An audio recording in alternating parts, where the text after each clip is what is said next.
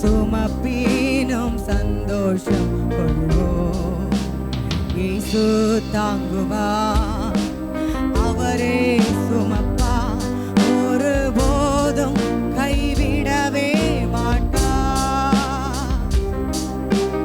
இயேசு தாங்குவா, அவரே சுமப்பா, ஒருபோதும் கைவிடவே மாட்டா.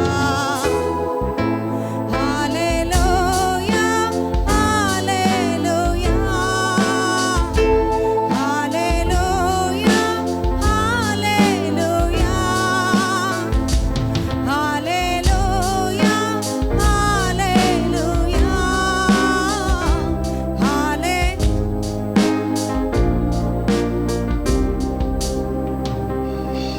சொந்தம் பந்தங்கள் சொல்லால் கொல்லலாம். சொந்தம் பந்தங்கள் சொல்லால் கொல்லலாம். மாற்றோர் சதி செய்து மதிப்பை கெடுக்கலாம். மாற்றோர் சதி செய்து மதிப்பை கெடுக்கலாம். அவருக்காகவே அனைத்தும் இழந்தாலும் அதை மகிமை என்றெண்ணிடுவே.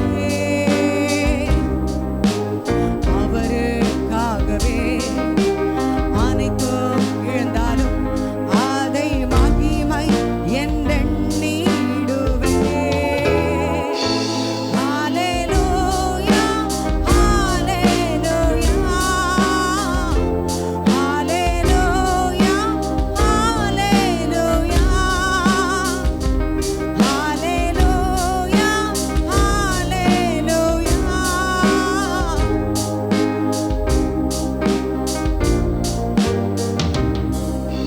சிலுவை சுமந்தோரா சீஷனாகுவோம். சிலுவை சுமந்தோரா சீஷனாகுவோம். சிந்தை வாழ்விலும் தாழ்மை தரிப்போம். நிந்தை சுமப்பீனும் சந்தோஷம் கொள்வோம். நிந்தை வாழ்விலும் தாழ்மை தரிப்போம். நிந்தை சுமப்பீனும் சந்தோஷம் கொள்வோம். அப்படியே இரண்டாம் வார்த்தை, அதை கேட்டு கொஞ்ச நேரம் ஜெபிக்க போகிறோம்.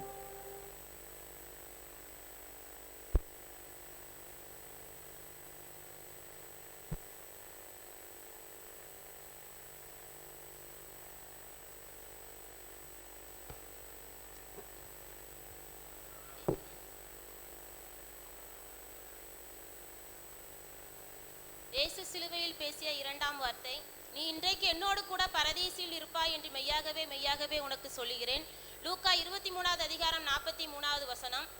இயேசுவோடு கூட சிலுவையில் அறையப்பட்ட இந்த கல்வனுக்காக இயேசு சொன்ன வார்த்தை இது. இயேசு சிலுவையில் அறையப்பட்ட அந்த நாட்கள்ல அவரோடு கூட சிலுவையில் அறையப்பட்ட அந்த கல்வன் எப்படி பரலோக வாழ்க்கையை அவன் பெற்றுக்கொண்டான். அவன் ஒரு கல்வன், ஆனா எப்படி பரலோக வாழ்க்கையை அவன் சிலுவையின் நேரத்துல எப்படி பெற்றுக்கொண்டிருப்பான்? அவனுக்கு எந்த தகுதியும் இல்லை. அவன் ஒரு கல்வன், சிலுவையில் அறையப்பட தகுதியான ஒரு கல்வன். ஆனா அவன் எப்படி பரலோக வாழ்க்கையை முதலாவது பெற்றுக்கொண்டான்? அவன் சிலுவையின் நேரத்துல முதலாவது அவன் பாவத்தை முழுவதுமா தான் செய்தேங்கிறத ஒப்புக்கொண்டான். நம்முடைய வாழ்க்கையில நம்ம செய்கிற பாவங்களை நம்ம ஒருபோதும் ஒத்துக்கொள்ளுகிறதே இல்லை. ஆனா அந்த கல்வனுக்கு ஒரு தெளிவான பார்வை இருந்தது. தான் வாழ்க்கையில செய்தது அவ்வளவுமே பாவம் அப்படிங்கிறத அவன் முதல்ல ஒப்புக்கொண்டதுனால தான் அவன் பரலோக வாழ்க்கையை அவன் சுதந்திரமாக்கி கொண்டான்.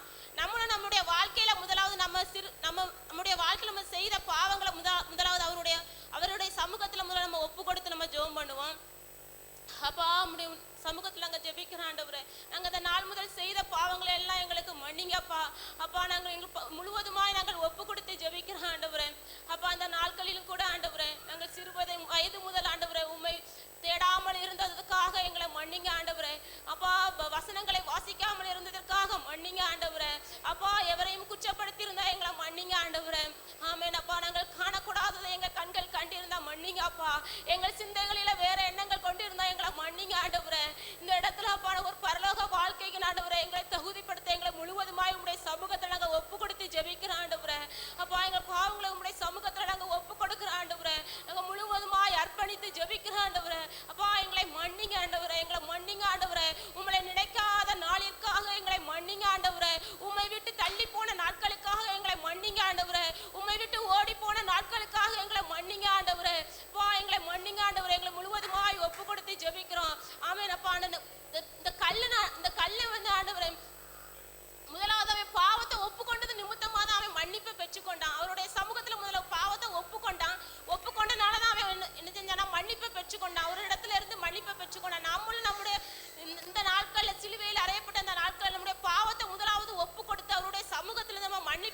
பெற்றுக்கொள்வோம். நம்முடைய பாவத்தை நம்ம ஒப்புக்கொண்டாதான் அவருடைய கரங்களிலிருந்து நமக்கு மன்னிப்பு வரும். அவர் மன்னித்தாதான் நம்ம ரட்சிப்படைய முடியும். ரட்சிப்புங்கிறது எப்படின்னா, தேவன் அவரை மரித்தோரிலிருந்து எழுப்பினார் என்று உன் இருதயத்தை விசுவாசித்தால் நீ ரட்சிக்கப்படுவாய்ங்கிறத வேத வசனத்தை நம்ம வாசிக்கிறோம். ரட்சிப்புங்கிறது என்னன்னா, அவர் நமக்காக அடிக்கப்பட்டார், நமக்காக ரத்தம் சிந்தப்பட்டார், நமக்காக மரிக்கப்பட்டார், நமக்காக 3ஆம் நாள் உயிரோட எழுந்தார் அப்படிங்கிறத நம்ம முதலாவது விசுவாசிக்கிறோம். இந்த கல்வனுக்கு அந்த விசுவாசம் இருந்துச்சு. அந்த விசுவாசம் இருந்தனாலதான் அவன் சிலுவையின் நேரத்துல அவரிடத்துல அவனை முழுவதுமாய் ஒப்பு கொடுத்தான். அவனுக்கு அந்த பார்வை, ஒரு தெளிவான பார்வை இருந்தது, ஒரு விசுவாசம் இருந்துச்சு. நம்ம அவரிடத்துல நம்ம முழுவதுமா ஒப்பு கொடுத்தாதான் நம்ம பரலோகத்தை சுதந்திரத்து கொள்ள முடியும். பரலோகத்தை குறித்து ஒரு தெளிவான பார்வை அந்த கல்வனுக்கு இருந்தது. அதனாலதான் அந்த சிலுவையின் நேரத்துல மற்றவர்கள் நிந்தித்த போதும் அந்த கல்வி தன்னுடைய பாவத்தை முதலாவது ஒப்புக்கொண்டான். அந்த பாவத்தை ஒப்புக்கொண்டனால்தான் மன்னிப்பையும் ரட்சிப்பையும் அவரிடத்துல இருந்து அவன் பெற்றுக்கொண்டான். நம்மளும் இந்த நாட்களில் நம்முடைய பாவங்களை அவரிடத்துல முதலாவது ஒப்பு கொடுத்து மன்னிப்பையும் ரட்சிப்பையும் அவரிடத்துல இருந்து பெற்றுக்கொள்வோம். ரட்சிப்புங்கிறது என்ன? அவர் சிலுவையில் நமக்காக அடிக்கப்பட்டார், நம்மளுக்காக ரத்தம் சிந்தப்பட்டார், நமக்காக 3ஆம் நாள் உயிர் தெழுந்தார். இந்த நாள்ல கூட நம்ம அதை விசுவாசிக்கிறோம். நமக்காக தான் அவர் அடிக்கப்பட்டார். நம்ம செய்த பாவங்களுக்காக தான் அவர் அடிக்கப்பட்டார். நம்ம செய்தவர்களுக்காக அடிக்கப்பட்டார். அவர் ஒன்றுமே செய்யல, எல்லாமே நாம செய்தவர்களுக்காக நமக்காக அவர் அடிக்கப்பட்டாருங்கிறத ஒரு விசுவாசம், ஒரு நம்பிக்கை நமக்குள்ளாக முதலாவது இருக்கணும். இந்த கல்வனுக்கு அந்த விசுவாசம் இருந்தது. அந்த கல்வனுக்கு அந்த ஒரு தெளிவான பார்வை இருந்தது. நம்மளுக்கு இந்த நாட்கள்ல சிலுவையில் அறையப்பட்ட இந்த நாட்கள்ல நம்மளுக்கு அதை குறித்து ஒரு தெளிவான பார்வை இருக்கணும். நம்மளும் ஒரு விசுவாசத்தை நம்ம முதலாவது கேட்போம், அந்த நம்பிக்கையை நம்ம கேட்போம், அந்த ரட்சிப்பு அவருடைய கரத்துல இருந்து நம்மளும் பெற்றுக்கொள்வோம். இந்த கல்வனை போல அப்பா உங்களுடைய சமூகத்துல ஜெபிக்கிற ஆண்டவரே, அப்பா எங்களை ரட்சிப்புக்குள்ளாக நடத்துங்க ஆண்டவரே. ரட்சிப்பு உங்களுடைய கரத்திலிருந்தே வருகிறது ஆண்டவரே. ரட்சிப்பு எங்களுடையது அல்ல ஆண்டவரே. எங்களுடைய சிந்தைகளால நாங்கள் ரட்சிப்பு இல்லை ஆண்டவரே. உங்களுடைய கரத்திலிருந்தே ரட்சிப்பு வருகிறது அப்பா. அப்பா எங்களை ரட்சிங்க, எங்களுடைய இருதயங்களை தொடுங்க, எங்க எண்ணங்களை மாற்றுங்க ஆண்டவரே. எங்களுக்காக அழிக்கப்பட்டீங்கிறத விசுவாசத்தை ஆண்டவரே நாங்க வைக்க எங்களுக்கு கிருபை செய்யுங்க ஆண்டவரே. ஆமென். சிலுவையில அறையப்பட்டதை நம்ம யாரும் கண்ணால பார்க்கல, நம்ம காதால தான் கேள்விப்பட்டோம். நமக்கு ஒரு தெளிவான பார்வை இல்ல. நம்ம அதை குறிச்சு ஒரு அற்புதத்தை நம்ம எதையுமே நம்ம பார்க்கல. நம்ம காணாம விசுவாசிக்கல. நம்ம பெரிய பாக்கியவான்கள். கண்டு விசுவாசிக்கல கூட நம்ம காணாமல் விசுவாசிக்கிறவர்கள். நம்மளுக்கு அந்த விசுவாசம் பெரியது. இந்த கல்வனுக்கு அந்த விசுவாசம் தான் இருந்து, ஏன்னா அவனோடு கூட சிலுவையில் அறையப்பட்டிருந்தார். சிலுவை தண்டனை என்பது பாவத்திற்காக கொடுக்கப்பட்டது. அந்த கல்வனுக்கு ஒரு தெளிவான ஒரு பார்வை இருந்தது. எப்படின்னா அவரோடு கூட இவர்களும் சிலுவையில் அறையப்பட்டிருந்தாங்க. ஏன்னா அவரும் பாவம் செய்ததற்காக சிலுவையில் அறையப்பட்டார் அப்படிங்கறத தான் எல்லாரும் சொன்னாங்க. ஆனா அந்த கல்வனுக்கு ஒரு தெளிவான பார்வை இருந்தது. எப்படின்னா அவர் எந்த பாவமே செய்யல, அவரிடத்துல நம்ம ஒப்பு கொடுத்தாதான் அவர் நமக்காக தான் அடிக்கப்படுறாரு, நம்ம செய்தவர்களுக்காக தான் அடிக்கப்படுறாங்கிற ஒரு தெளிவான பார்வை அந்த கல்வனுக்கு இருந்தனாலதான் அவன் அதை ஒப்புக்கொண்டான். அந்த விசுவாசத்தை அவன் வச்சிருந்தான். அதனாலதான் பரலோக வாழ்க்கையை அவன் பெற்றுக்கொண்டான். அவர் நமக்காக போய் ஒரு ஸ்தலத்தை நமக்காக ஆயத்தப்படுத்தி வைத்திருக்கிறார். எங்க விசுவாசம் நமக்குள்ளாக இருக்கணும். அதற்குண்டான வழி என்ன? அவரே வழியும் ஜீவனும் சத்தியமுமா இருக்கிறார். அவர் பரலோக ராஜ்யத்தை சுதந்திரத்துக் கொள்வதற்கு உண்டான ஒரே வழி அவரை தேடணும், அவருடைய பாதையில நடக்கணும், அவர் கரத்தை எப்பவுமே விட்டுறக்கூடாது. ஆமென். பரலோக ராஜ்யத்தை சுதந்திரத்துக் கொள்வதற்கு முதலாவது நமக்கு இருக்க வேண்டியது அவரை விசுவாசிக்கணும், அவர் செய்தவர்களை விசுவாசிக்கணும். ஆமென். ஒரு பரலோக நமக்காக ஒரு ஸ்தலத்தை அவர் ஆயத்தப்படுத்தி வைத்திருக்கிறாருங்கிற ஒரு விசுவாசம் நமக்குள்ளாக இருக்கணும். ஆமென். அந்த விசுவாசத்துக்காக நம்ம ஜெபம், பரலோக ராஜ்யத்தை சுதந்திரத்துக் கொள்வதற்காக நம்ம ஜெபம் பண்ணுவோம். அப்பா எங்களை தகுதிப்படுத்துங்க ஆண்டவரே. அப்பா எங்களை தகுதிப்படுத்துங்க ஆண்டவரே. இந்த நாட்களில் கூட எங்களை தகுதிப்படுத்துங்க அப்பா. ஆமென். பரலோக ராஜ்யத்துக்கு வருவதற்கு நாங்க வெறும் கைவிடுகிறவர்களாய் அல்ல ஆண்டவரே. ஆமென். நாங்க எடுத்துக்கொள்ளப்படுகிறவர்களாய் எங்களை மாற்றுங்க ஆண்டவரே. அப்பா உங்களுடைய கரத்தை விட்டு நாங்கள் ஒருபோதும் ஓடிப்பவர்களா இருக்க கூடாது அப்பா. உங்களுடைய சமூகத்தை விட்டு ஓடிப்பவர்களா இருக்கக்கூடாது ஆண்டவரே. உம்மை விட்டு தள்ள சோர்வுகள், கஷ்டங்கள், கவலைகள், கண்ணீர் வந்தால் ஆண்டவரே உமக்காக ஓடக்கூடிய ஒரு எண்ணத்தை கொடுங்க. ஆமென். நாங்க உமக்காக ஓடணும். ஆமென். முட்கள் நிறைந்த பாதைகள் இருந்தாலும் கூட ஆண்டவரே உமக்காக ஓடக்கூடிய ஒரு பாக்கியத்தை எங்களுக்கு கொடுங்கப்பா. எங்களுக்கு கொடுங்க ஆண்டவரே. ஆமென். அதற்குண்டான ஒரு பலனை கொடுங்க ஆண்டவரே. நீர் அப்படியே செய்வீன்னு நாங்க விசுவாசிக்கிறோம்ப்பா. ஆமென். விசுவாசம் பெரியது. ஆமென். கண்டும் காணாமல் விசுவாசிகளுடைய விசுவாசம் பெரியது. ஆமென். நம்ம காணாமல் விசுவாசிக்கிறோம். ஆமென். நம்ம எதையுமே பார்க்கல, நம்ம அவர் அறையப்பட்டதை பார்க்கல, அவர் ரத்த சிந்தினதை பார்க்கல,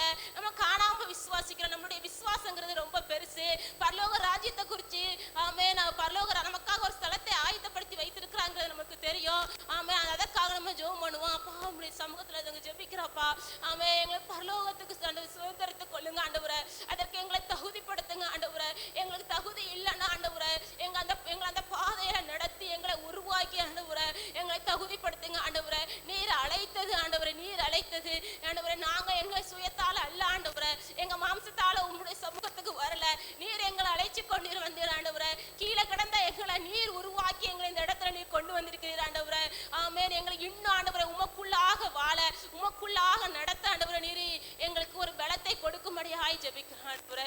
ஆமென் அப்பா.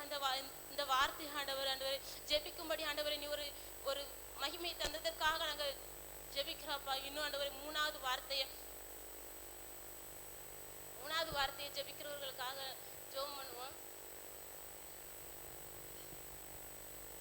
நாம் இந்த மண்ணுக்குரியவர்கள் மாத்திரமல்ல, வெண்ணுக்குரியவர்கள். இவ்வளோ பெரிய பாக்கியம். ஆண்டவர் பரலோகத்திற்கு சென்ற அந்த நாளிலே கள்ளனும் அவரோடு கூட போனார். நம்முடைய பாவத்தை வெறுத்து நம்மை அப்படியே ஏற்றுக்கொள்ளுகிற தெய்வம் ஒன்றும் பெரிய பரிசுத்தவானும் அல்ல, நீதிமானும் அல்ல. எவ்வளோ குறைவுகள், எத்தனை ஓட்ட உடிசல்கள் எல்லாவற்றையும் மறைத்து அவர் நம் மூலமாக வெளிப்பட்டு கொண்டிருக்கிறார். ஹல்லேலூயா. கல்வாரி அன்பை எண்ணிடும் வேளை கண்கள் கலங்கிடுதே. கர்த்தாவும் பாடுகள் இப்போதும் நினைத்தால் நெஞ்சம் நெகிழ்ந்திடுதே. கல்வாரி அன்பை எண்ணிடும் வேளை கண்கள் கலங்கிடுதே. கர்த்தாவும் பாடுகள் இப்போதும் நினைத்தால் நெஞ்சம் நெகிழ்ந்திடுதே. சிலுவையில் மாட்டி வாதைத்தனரோ உம்மை செந்நிறம் ஆக்கினரோ. சிலுவையில் வாட்டி வாதைத்தனரோ உம்மை செந்நிறமாக்கினரோ. அப்போதும் அவர்காய் வேண்டினீரோ. அன்போடு அவர்களை கண்டீரன்றோ. அப்பாவும் மனம் பெரிதே. இயேசு அப்பாவும் மனம் பெரிதே. பள்ளமா கல்வாரி அன்பை எண்ணிடும் வேளை கண்கள் கலங்கிடுதே. கர்த்தாவும் பாடுகள் இப்போதும் நினைத்தால் நெஞ்சம் நெகிழ்ந்திடுதே.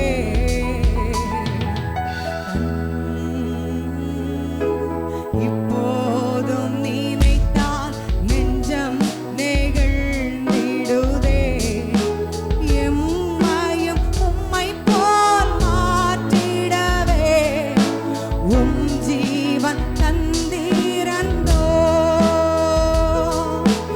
எம்மையும் உம்மை போல் மாற்றிடவே உம் ஜீவன் தந்தீரந்தோ.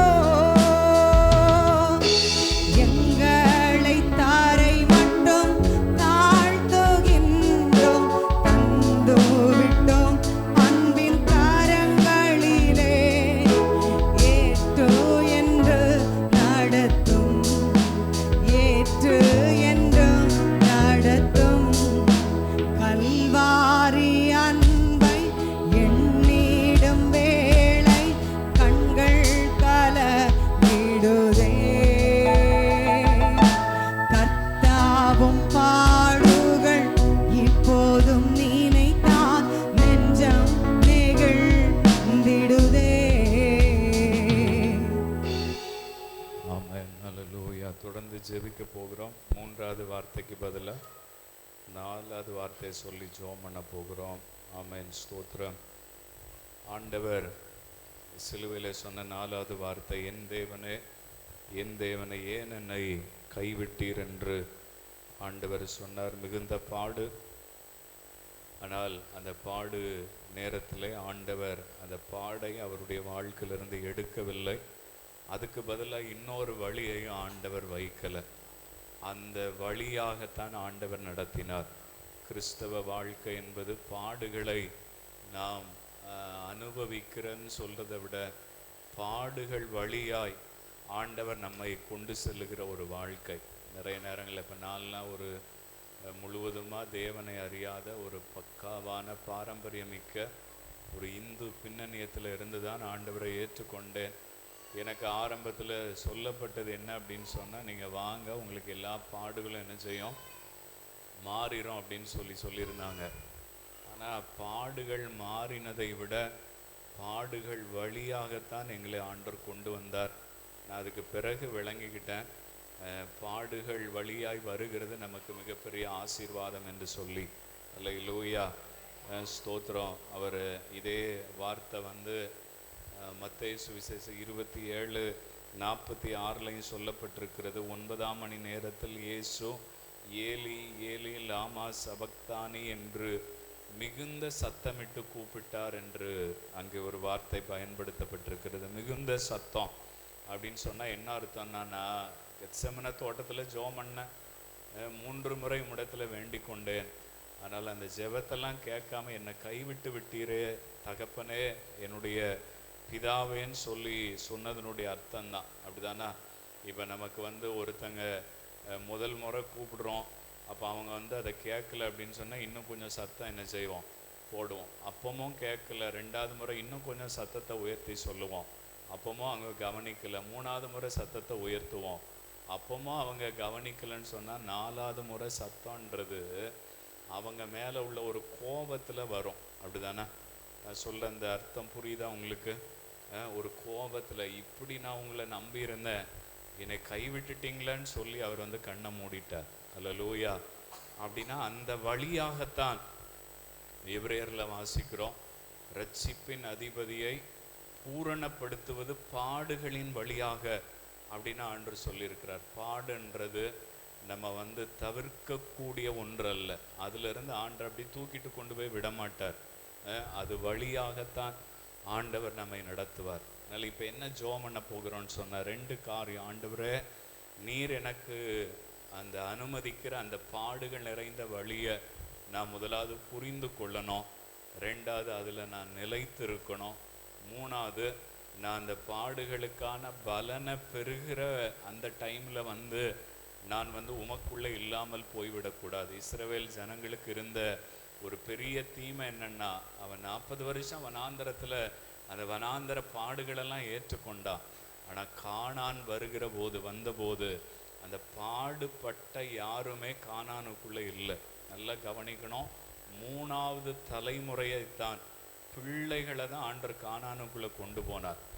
ஏன் அப்படின்னு சொன்னால், அவன் அந்த பாடுகளை புரிந்து கொள்ளாமல் போய்விட்டான். ஒன்று, அந்த பாடுகளின் வழியாய் ஆண்டவர் நடத்துகிறான்னு சொல்லி அதில் ஆண்டருக்குள்ளே நிலைத்திருக்காததுனால என்ன நடந்துச்சு, பலனை பறிக்கிற போது அவன் இல்லை. அல்லேலூயா. அந்த வாழ்க்கை நமக்குள்ளே வரக்கூடாது. நீங்கள் ஒரு 2-3 நிமிஷம் எழும்பி நின்று ஜெபம் பண்ணலாமா? எழும்பி நின்று என் கூட சேர்ந்த, ஆண்டவரே, பாடுகளை சகித்தால் நாம் அவரோடு கூட ஆளுகையும் செய்வோம் என்று வாசிக்கிறோம். இது பாடு இல்லாத ஒரு வாழ்க்கை அல்ல, பாடுகளுக்குள்ளே நம்மை கொண்டு சென்று, ஆமென். ஏனென்றால் 1 பேதுரு 1:9 வாசிக்கிறோம், பொன்னானது அக்கினியினாலே புடமிடப்படும் என்று. புடமிடப்பட்ட பின் அக்கினி பொன்னாக துலங்கும். யோபு சொல்றான், நீர் என்னை புடமிட்ட பின் நான் பொன்னாக துலங்குவேன். அல்லேலூயா. பிறகுதான் இயேசு புரிந்து கொண்டார், ஆண்டவர் என்னை கைவிடவில்லை, மாறாக அந்த வழியா என்னை நடத்தினார். என் கூட சேர்ந்து வலது கையை உயர்த்தி, ஆண்டவரே, பாடுகளை ஆண்டவரே நீர் எங்கள் வாழ்க்கையில் அனுமதிக்கிற போது, தீமையின் வழியை எங்கள் வாழ்க்கையில் அனுமதிக்கிற போது, அந்த வழியாய் நீர் எங்களை அனுமதிக்கிற போது அதை நாங்கள் முதலாவது புரிஞ்சுக்கிடணும். ஆண்டவரே, அதற்கு நமக்கு விசுவாசம் வேணும். அல்லேலூயா. ஆமேன். பரலோகம், ஆமேன். ஸ்தோத்திரம். கேட்டோம் பரலோகத்தை குறித்த வார்த்தையை. ஆமேன். பரலோகன்றது நம்ம யாருமே இன்னும் பார்க்கல, ஆனால் அதை குறித்த விசுவாசம் நமக்கு இருக்கிறது. அதுபோல பாடுகள் வழியாய் போகிற போது அதை முதலாவது புரிந்து கொள்ளக்கூடிய இருதயத்தை எங்களுக்கு தாங்கன்னு சொல்லி ஆண்டவர்கிட்ட கேளுங்க. ஆண்டவரே, இது ஏன், என்ன பாவனா செய்தேன், என்ன குறை செய்தேன், அப்படியெல்லாம் நீங்கள் கேட்க வேண்டிய தேவையே இல்லை. அந்த வழியாகத்தான் ஆண்டவர் நம்மை நடத்தி கொண்டு வருகிறார். ஆமென். அதை முதலாவது விசுவாசிக்கிற இருதயத்தை கர்த்தரிடத்துல கேட்போம். ஹல்லேலூயா. ஆமென், ஆமென். ஏன் எனக்கு இந்த பாடுகள்னு கேட்கிறத விட, ஆண்டவரே இந்த வழியில நான், ஆண்டவரே நீங்க என்ன நடத்தி செல்லுங்க அப்படின்னு சொல்லி கேட்கிற இருதயம் நமக்குள்ள வரட்டும். என் கூட சேர்ந்து ஹல்லேலூயா. ஆண்டவரே எங்களுக்கு பாடு வர்றதுனால ஐயோ நான் தப்பான கிறிஸ்தவ வாழ்க்கை வாழ்றேன் அப்படின்னு இல்லை. ஆமென், ஸ்தோத்திரம். ஒருவேளை ஆண்டவர் நம்மளை கைவிட்டுட்டார் அப்படின்னும் இல்லை. அவர் நம்மை புடமிடுகிறார். அக்கினியினால சோதிக்கப்பட்ட பிறகு ஆமென், அந்த பொன் என்பது அதனுடைய ஆமென் தன்மையை ஒரு நாள் இழந்து போகாது. அக்கினி பொன்னை அழிப்பதற்கு அல்ல, அக்கினி பொன்னை ஒரு நல்ல பயன்படுகிற ஆபரணமாய் மாற்றுவதற்கானது. அதுபோல தான் தேவ பிள்ளைக்கு இயேசுவுக்கு சிலுவை என்பது தண்டனை அல்ல. அந்த வழியாக ஆண்டவர் அவரை அனுமதித்து சென்றார், அவரை நடத்தி சென்றார். ஆமென். முதலாவது இந்த பாடுகளை குறித்த சரியான விசுவாசத்தை எனக்கு தாங்கன்னு கேளுங்க. ரெண்டாவது ஜெபம் பண்ண போகிறோம். இந்த பாடுகளை நான் நிலை நிற்க எனக்கு நீர் உதவி செய்யும் ஆண்டவரே. நான் நிலை நிற்க எனக்கு நீர் உதவி செய்யும் ஆண்டவரே. இயேசு ஆமென் அவர் சிலுவையில் அடிக்கப்படுகிற அந்த நேரம் வந்தபோது எல்லாரும் அவரை விட்டுட்டு ஓடிட்டாங்க. பாடு நேரத்தில் யாருமே இயேசுவோடு கூட இல்லை. ஆமென். அப்படி அல்ல. அந்த அந்த அந்த அந்த நேரத்தில் ஆமென் நாம் நிற்கிறக்கு கர்த்தர் நமக்கு பலனை தரணும். ஆமென். நம்முடைய கால்களை கர்த்தர் பலப்படுத்தணும். பாடுகளின் வழியா நாம் போகிற போது நமக்குள்ளே சண்டைகள் வரக்கூடாது, குடும்பத்திலே சமாதானங்கள் குறையக்கூடாது. இது ஆண்டவர் நம்மை அனுமதித்திருக்கிற வழி. நாம் இதில் குடும்பமாய் நிலை நிற்க வேண்டும் என்கிற இருதயத்தை ஆண்டவர் நமக்கு தரட்டும். நீங்க குடும்பமா வந்திருந்தா நீங்க நிற்கிற இடத்துல நின்று கை உயர்த்தி சொல்லுங்க, ஆண்டவரே நாங்கள் குடும்பமா வந்திருக்கிறோம்ப்பா. என்ன பாடுகள் வந்தாலும் நாங்க பின்னோக்கி பார்க்க மாட்டோம் ஆண்டவரே. ஆமே. கலப்பையின் மேல் தன் கையை வைத்து விட்டு திரும்பி பார்க்கிறவன் எனக்கு சீசனா இருக்க முடியாதுன்னு ஆண்டவர் சொல்லி இருக்கிறார். நிலை நிற்கிற கிருபை ஆண்டவரிடத்துல கேட்போம். ஆமே. ஹல்லேலூயா. நான் நிலைத்து நிற்பதற்கு எனக்கு பலன் வேணும் ஆண்டவரே. ஹல்லேலூயா. ஆமென். கொரிந்தியர்ல வாசிக்கிறோம், திராணிக்கு மேலாக அவர் ஒருவனையும் சோதிக்கிறதில்லை. ஆமென். திராணிக்கு மேலாக ஆமென் ஒருவரையும் அவர் சோதிக்கிறதில்லை. பாடு நேரத்தில் நாங்கள் ஓடி போயிடக்கூடாது ஆண்டவரே. சொல்லுங்க, வனாந்தரத்தில் வேறு வழியை தேடினாங்க நிறைய பேர். ஆனால் ஒரு சிலர் மாத்திரம் அந்த வனாந்தர வழியை ஏற்றுக்கொண்டு கடைசி வரை நிலை நின்றார்கள்.